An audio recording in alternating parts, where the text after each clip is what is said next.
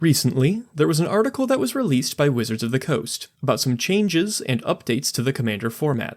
A lot of developments dropped about brackets, game changers, and intentions for different power levels, but what caught my eye most was something that took up a comparatively small portion of the word count. It was an idea about some changes to hybrid mana cards in Commander decks. Here's what was discussed. The proposal would be that, strictly for the purposes of deck building, you can treat a hybrid mana symbol as either of its two colors. After this, the article goes on to talk about some ideas supporting the change. As you've probably already seen, the community has some divisive thoughts on the issue.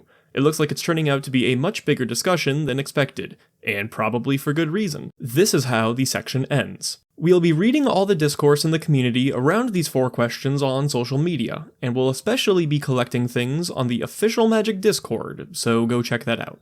It looks like, this time, player sentiment might be something they're intentionally looking into before deciding whether or not to implement this change. If this is the case, then I think I'd like to throw my hat into the ring. So today, I'm going to talk a bit about why I think this change should not take place. I think this discussion could do with a bit of context though, so here we go. I'll keep this part brief. For the newer players, hybrid mana cards are cards with a mana symbol that looks like this. This symbol is both a red and blue mana pip fused into one. It does not require a mana of both of the colors in order to pay it. You can choose to pay a red or a blue to cast this hypothetical spell. They are, however, still cards that are considered both colors. In Commander, because these cards have a color identity that includes both of these colors, your Commander's color identity must contain both red and blue in order to play this card. The proposed change would overwrite this rule, ignoring the colors of the actual card to allow for hybrid mana cards to be played in decks lacking one of their colors. Okay, now we're all caught up and we can get into the arguments. My first point is to bring up one of the bigger issues I find with the change, and that's how little it actually stands to improve the format. Allowing hybrid mana cards to be played in decks that do not contain both colors only functions to add a couple of cards to decks that could not play them before. This is not necessarily a positive, it is a strictly neutral change. Adding or subtracting any number of options from decks is not directly tied to the health of the format. An influx of 3,000 cards and all the new options they present would not make Commander an objectively better format, just one with potentially stronger and different decks. I bring this up to make it clear that this is a lateral move. It does not exist to fix a known issue or significant problem with the system. It's mostly a neutral change. This is troubling when you consider what the format stands to lose by implementing it. Commander is a format whose identity is tied directly to restrictions. The number of cards in the deck, how many copies of each card you can play, and the colors they can comprise of each constitute a restriction that influences deck building. It's a bit of a strange environment to propose a change that just exists to remove a restriction to. But WotC put forward an argument here, that this change gives more options to decks with fewer colors. This is, strictly speaking, true, but it implies 2 unproven things. That A, it disproportionately helps lower color decks rather than multicolored ones, and B, that lower color decks need the help in the first place. Let's tackle these in order. Firstly, this change would still be bringing an influx of new cards into every color combination that isn't all 5 colors. Monocolor decks would get a boost, sure, but so would 2, 3, and 4 color decks. As it stands, this isn't much of an argument for fighting for the little guy, especially because lower color decks aren't much of a little guy anymore. Wizards of the Coast, for all of their faults, has done a really good job recently of supporting fewer color decks with their designs. This mostly comes in the form of making sure that less supported colors, namely red and white, can now generate healthy amounts of card advantage and mana. They are not the frail and sad colors that they used to be in 2016. As time goes on and power creep accelerates, more and more colors are getting access to pieces they didn't before, to the point where monocolor decks don't necessarily need the boost. O'Hare Axonil and Urza Lord High Artificer are fully capable of being menaces despite their single color nature. So, if this is a lateral move that isn't really doing much to help out the little guys, what are we losing in the process? I'd argue the following. A well-echoed concern here is the needless obfuscation of color identity. One of Magic's recent focuses is working around a massive influx of newer players. If Magic wants to facilitate ease of learning the game, riddling color identity in Commander with exceptions and caveats would run counter to this idea. Hybrid mana cards are both colors, straight up. Kitchen Finks has multiple white-green hybrid symbols in its casting cost, and because of this, it counts as both a white and a green creature. If you had a card that gave a stat bump to green creatures, and another that gave a stat bump to white creatures, Kitchen Finks would receive both of these stat increases. Now, color identity has never been one-to-one with color. If a card has an activated ability that lists colored mana symbols in its rules text, or has a color indicator, any colors that show up in these symbols are added to the card's color identity. This means that Najeela the Blade Blossom is not mono-red, but instead 5 colors. This shows an incongruity between color and color identity, but it's always been an additive process. Mana costs, color indicators, and abilities all combine together to give you the color identity of a card. The proposed hybrid mana change would be our first example of a subtractive change, where you have to actively remember that if hybrid mana symbols show up, you may ignore some of the colors when adding up a card's identity. In fact, hybrid cards will lack a single color identity entirely. This is made more obvious with cards like Leyline of the Guild Pact. Look at this mana cost. Now tell me, after the change, what colors of decks can you play this in? The answer is any combination of colors that includes green, or a 4-color greenless deck. After staring at this mana cost for long enough, you can make sense of why this is. But I have a follow-up question for you. What is this thing's color identity? Its singular, actual color identity. Before, it was an easy question with one answer. It was Wooburg, all 5 colors. After the change, this simple question does not have an answer. It depends. No hybrid mana card has a single color identity anymore. Their identity is either all or a fraction of their colors depending on the deck they're being played in. If the Leyline shows up in a Sultai deck, its color identity will need to lack red and white. The deck is determining the card's color identity instead of the color identity of a card determining what decks can play it. Again, if your intent is to get new players on board, these kinds of needless complexity increases are going to be working against you. Wizards of the Coast is also showing their hand at being happy to mess with the Jenga Blocks. What I mean by this is, the community created a beloved format that functions well and stands fine on its own.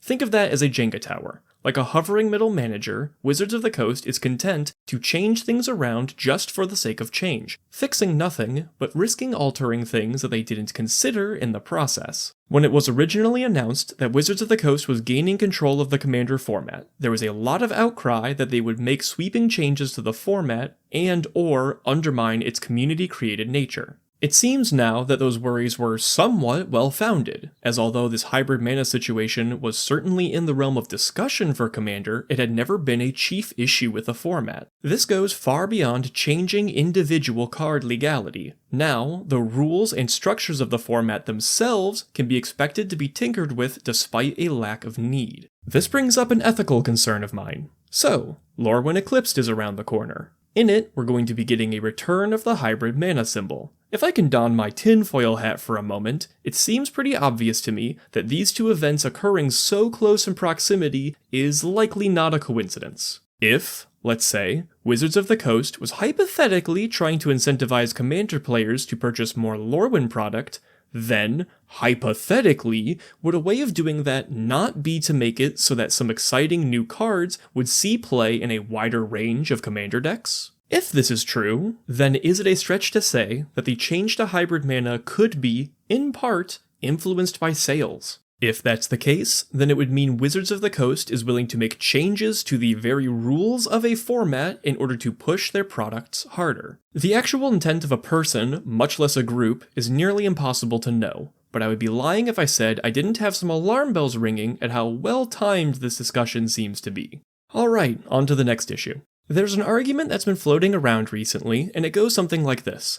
Hybrid mana cards should be allowed to be played in either color deck because the original design intent was for you to be able to play them without both colors. My reply to this would be the following. Designer intent doesn't matter in any way, shape, or form. There is this concept called death of the author, which argues that what you intended to create does not matter. Only what you actually created does. This is usually brought up in literary analysis, but I think it applies here too. The designers never intended for Vivior Nidier, the One Ring, and Oko Thief of Crowns to go around destroying formats. They never intended players to use demonic consultation to purposely exile their entire libraries. But that doesn't matter. The format boogeymen still ran rampant, and consultation still empties decks. What may or may not have been intended isn't relevant, only what happened is. The fact that hybrid mana was intended to be playable in both colors it represents doesn't mean anything. The reality is, hybrid mana cards were designed in such a way that they are multiple colors, and, in a system that checks the colors, color indicators, and mana symbols in a card's rules text to determine identity, hybrid mana cards have an identity of multiple colors. The intent argument is a hollow appeal to authority at best. Heck, we can take this further. The entire Commander format was unintentional. It is a community-created way to play. The game was designed with and around a very different system of formats before Commander was adopted by the player base. Does that mean we should stop playing Commander, since it isn't what was originally envisioned? Of course not, because design intent does not matter. By the way, I brought this up because it was cited in the article as one of the main reasons for considering this change in the first place. If you, like me, think that this is an especially weak argument, just know that Wizards of the Coast believes it's one of their better ones. Another major concern of mine is the other changes that this opens the door to. Slippery slopes are, of course, a logical fallacy. The hybrid mana change proposal, even if it were implemented, would not mean that the more extreme measures in this direction would be taking place down the line. My question, though, is, what reasons do we have not to go further? Let me explain what I mean. Check out this card, Pact of Negation. Pretty cool, it's a favorite of mine, a 0-mana counterspell that even hits creatures. Powerful stuff. This thing does not have any colors in its mana cost, but it does have both a color indicator and colored mana symbols in its rules text. But why do we care about those? We're considering ignoring one of the colors in Kitchen Finks' actual mana cost, right? If that's the case, why don't we just change the rule again? This time to make it so that either color indicators or pips in the rules text aren't checked either. This doubles back nicely to the problem of developer intent. The intent of these 0-mana pacts is to give you a free spell, one that does not require you to be in the correct colors for them so long as you're comfortable risking death on your next upkeep. But what if I am? This card can stop you from having your combo interrupted, or getting your finisher countered. A variety of cases exist where this card is useful despite not being able to pay for its drawback, because it helps you win before your next upkeep. So, there's a lot of application for it to see play outside of blue decks. The designers intended you to be able to use it outside of blue, and it's possible to cast without blue mana. It shares all of these factors in common with hybrid mana cards, and so, for what reason should Pact of Negation not be allowed to see play in other color decks, if hybrid mana cards can? No reason is the answer, outside of the fact that now we're picking and choosing what elements of color identity we're okay with ignoring. Let's take this one step further. Phyrexian mana cards. They have this little symbol. It means you can either pay 1 mana of the corresponding color, or instead, pay for it with 2 life. Their gimmick is that most cards with Phyrexian mana costs do not require colored mana in order to cast them. You can usually pay all of their colored requirements with life instead, making them functionally colorless. Let's take Gutshot for instance. It's capable of being cast in any deck regardless of color. The designers intended these cards for use outside of their normal colors, and it's something that the decks outside of red might want. Again, I have to ask, for what reason should I not be able to put Gutshot into any deck I feel like? That mana symbol represents either red mana or 2 life, and every deck can pay life. If we ignore one of the possible colors in Kitchen Finks, why can't we just ignore the possible red in Gutshot? It seems pretty arbitrary to me. Overall, I believe this proposed hybrid mana change is an attempt to fix a non-existent problem, and that it introduces a variety of issues in order to do so. I understand the instinct to want access to having more options in your colors, and trust me, I have those desires too, all the time. I want Deflecting Swat in my Shauna Purifying Blade deck. I want Slaughter Pact in my Kaikar Control deck. And I really want to play Fire Blast alongside my Obosh companion. The compulsion is always there, but after thinking about what it would mean for the game and its rules to change in order to cater to what I want, I realize that restrictions are a part of what makes Commander a great format. We've all been there, thinking for 2 seconds about how shifting the rules around would change the format and our favorite decks, but we rarely actually humor this idea, outside of being a fun thought experiment. I think it's really troubling that Wizards of the Coast, in the same year that they became stewards of the Commander format, started posing this question in earnest. To me, this shows a lack of interest in maintaining the foundations of the format, and instead a strong urge to change it around in order to fit what they want it to be. And, at the end of the day, I just don't think this dubious benefit is worth all of these issues. Because of these reasons, I would prefer this change not take place.